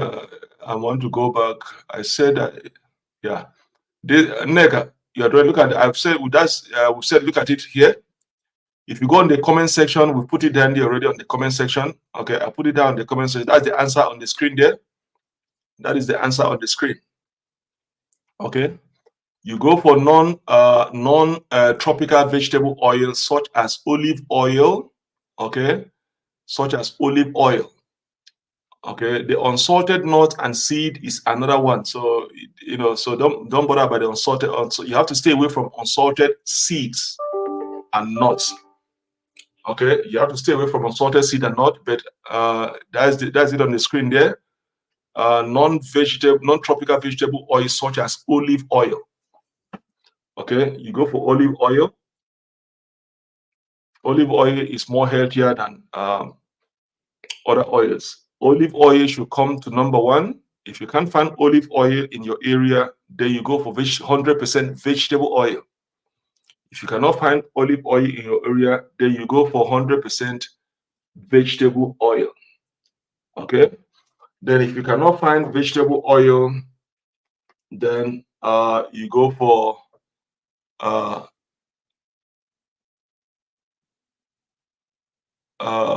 somebody tell me about pear oil. All right, so that is it.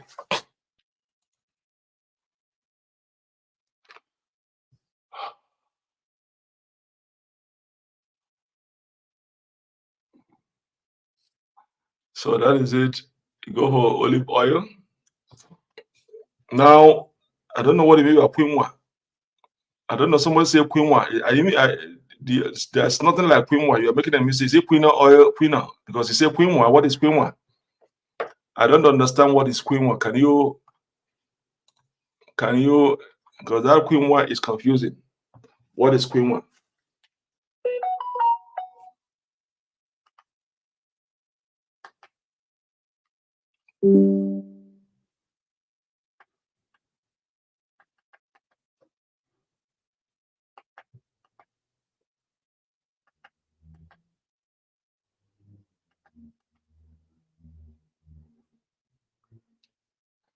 That quinoa is confusing, and you have to clarify what you mean, because I'm finding it difficult to understand what is quinoa.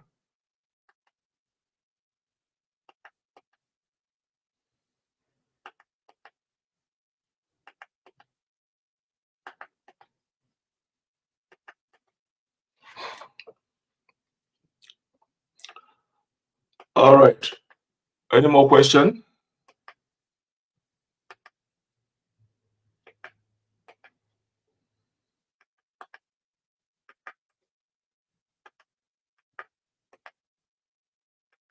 Well, it's time to go.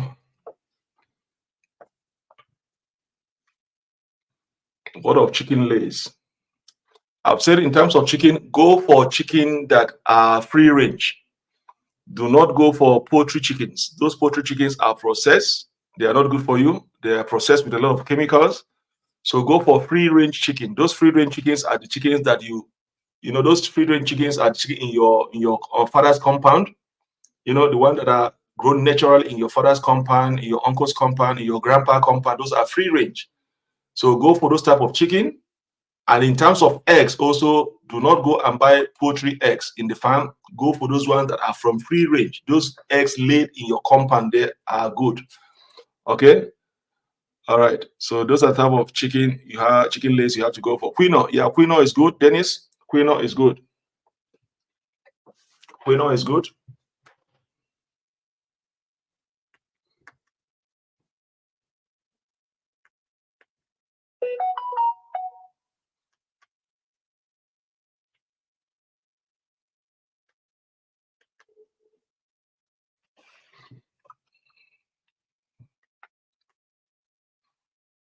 Any more question?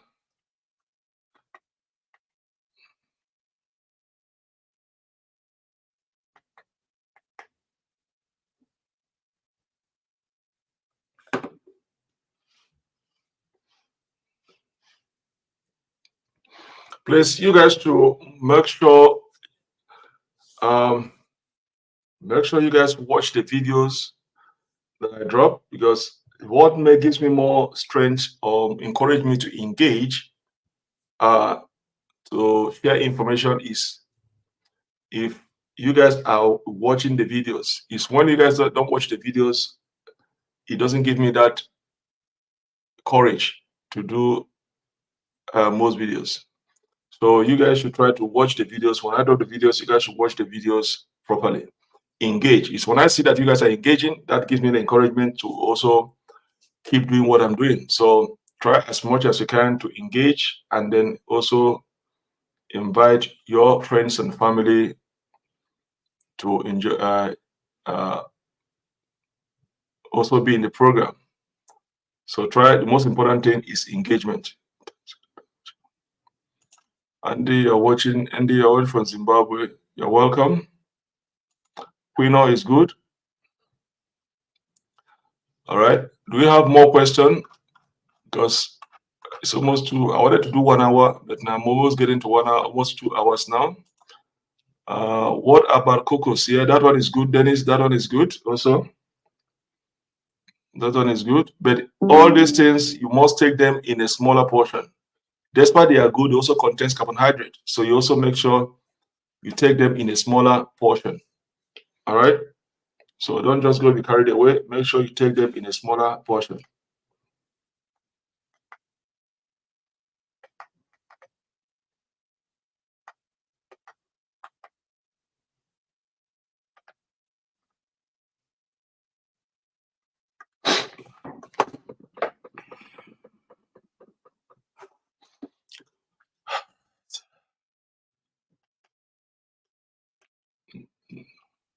I need more questions.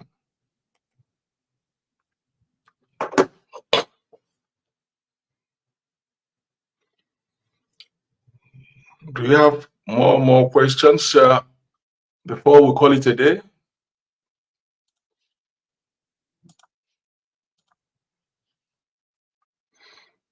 All right, you're welcome, Dennis.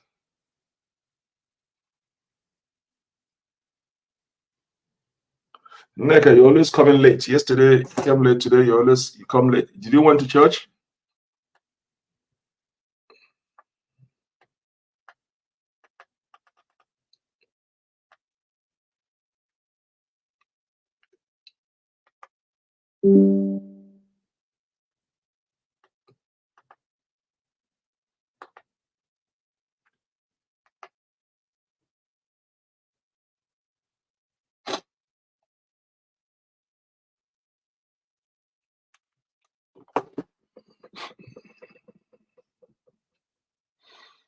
Because I noticed you always come late. Yesterday you were late. Today you are late. As I noticed something is going wrong.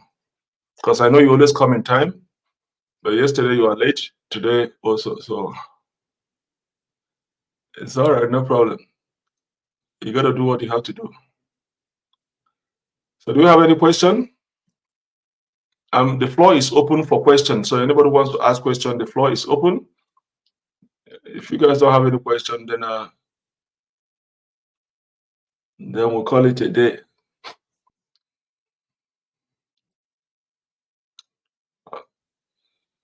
I've given you guys the 5 ways you can. Those that are joining now have to wait. When I download the video, they can watch the video. Okay. I've given you guys 5 things you have to do in order to manage your blood sugar levels without being on medications. So those that are joining now, when I drop the video on the page, they can start over and watch the video. So now I'm just answering questions to see if there's any questions, and then I answer. If there's no questions, then I'll call it a day, because we've been here for almost 2 hours now. So those that are joining now will wait till when we download the video on the page, and then they can now watch the video. There are 5 reasons or 5 reasons I raise, things we have to do in order to manage your blood sugar levels without being on drugs. Grace, you cannot eat porridge. You can't eat instant porridge. Porridge contains carbs. Okay, it contains carb. Porridge could be yam porridge, it could be banana porridge. So those things contains carb. So the one thing again, you have to be cautious of the size of the porridge you eat. If you want to eat that porridge, you also have to be cautious of the portion size, because it's going to count towards your carbs for that particular day. So it could be yam porridge, it could be potato porridge, it could be banana porridge. So porridge, this contains carbs in it.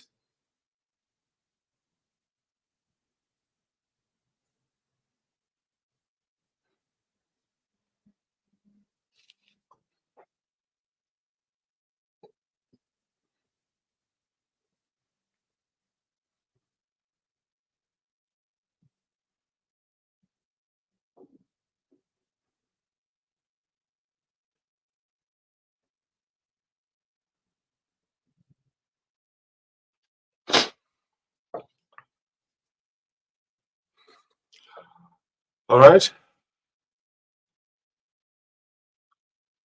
When I don't see any question, it make me to sleep.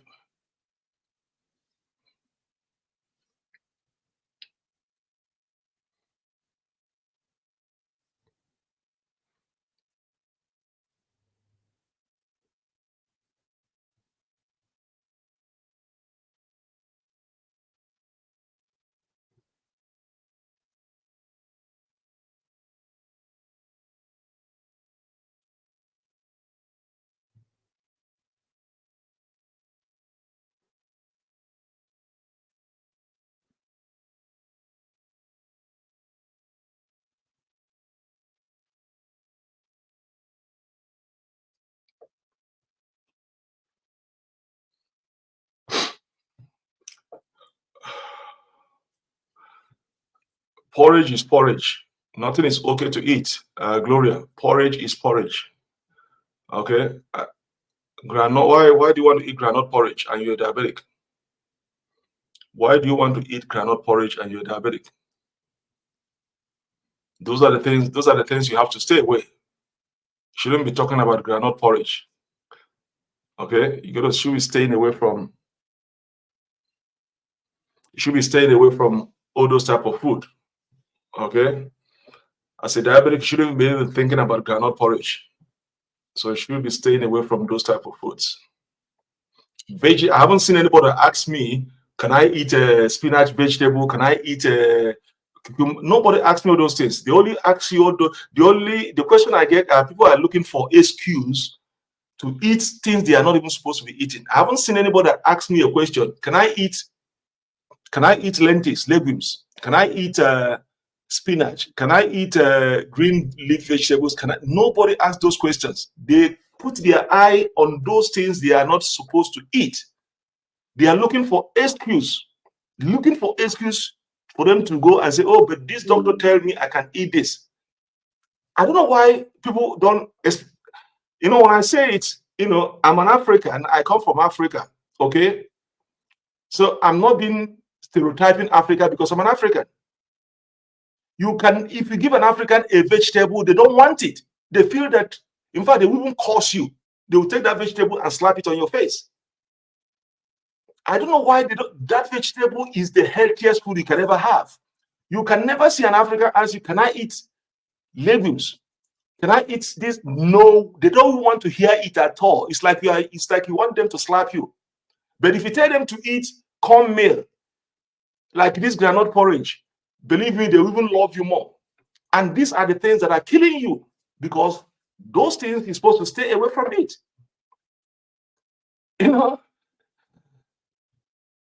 Those things you're supposed to stay away from it. How can you be thinking of granite porridge and you're diabetic? And the other one, Grace, says instant porridge and you're diabetic. You shouldn't be thinking about those kind of food because it could be yam porridge, it could be banana porridge, it could be like granite porridge. Those things are high in carbohydrate. You have to sacrifice those kinds of food and say goodbye for the rest of your life, period. There is nothing like, can I corner it, do a shortcut? Nothing like a shortcut in diabetics. You have to give it up, give it up. All right? So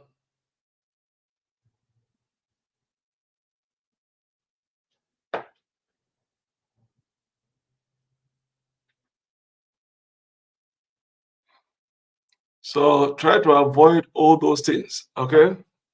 Concentrate on vegetables, fruit and vegetables. Africa is blessed with fruits and vegetables. Concentrate on those things. Africa is blessed. African continent is blessed with a lot of fruit and vegetables.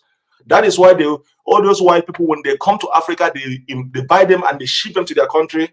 You see them when they come there, they load it, and they ship them to their country. And you say, "What are these white men doing?" They don't know what they're doing.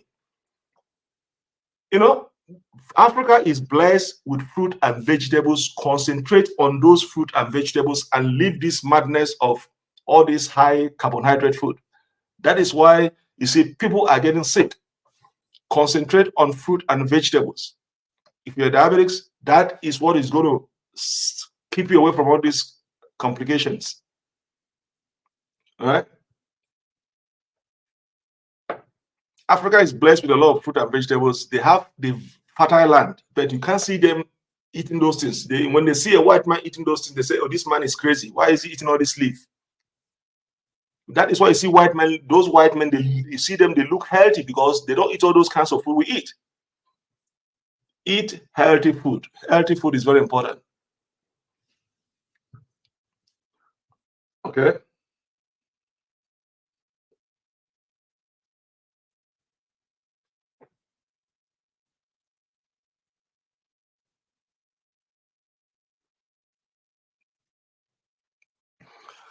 All right, guys, I'm going to leave you guys now. Okay, I have to go. It's 2 hours now. So those that are joining me now have to wait. When I download the video, they can watch it. All right. So you guys should keep watching the video. and I'm going to go and relax and read your comments, okay, and then reply some of the comments. So thank you guys for being with me today and watching the be having this program today. Keep watching these videos, okay? Because if you guys don't want me to be doing more videos, if I don't see you guys watching the videos, it's going to demoralize me to just concentrate on my practice. And then, so I need people. If what is going to encourage me to be spending time with you guys is when I see you guys are watching those videos. If I don't see you guys watching those videos, it's going to demoralize me not to be. Okay, so keep watching, share it, and invite your friends. So once again, I'm going to thank you guys for watching with me today. This is 2 hours now. 2 hours we've been on this program. Those that are joining us now have to wait. When I download the video, they can watch the video. All right. So I'm going to let you guys go now so that I can go and attend. I have a flu and cold, so I need to go and take some medications and then get myself all together. So I thank you guys very much for today's program. Stay tuned for those that are joining us now. Mangweta, I'm gonna download the video. You're welcome, but you came late. It's 2 hours now. So when I download the video, you should be able to watch it, and then we'll take it from there. So once again, I wish you guys happy Sunday, and then goodbye. I love you guys. Bye-bye.